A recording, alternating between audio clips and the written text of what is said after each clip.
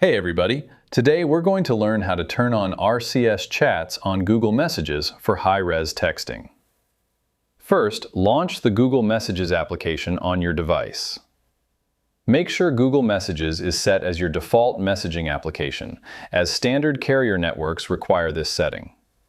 Tap directly on your profile picture or initials icon located in the top right corner of the screen. From the menu overlay that appears, tap directly on the option labeled Messages Settings.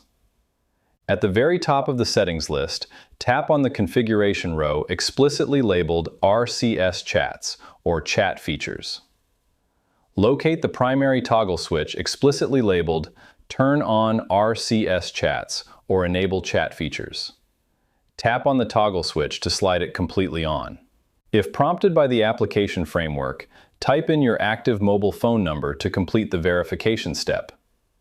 Once the system finishes processing, your status row at the top will turn green and read Connected, locking in the configuration.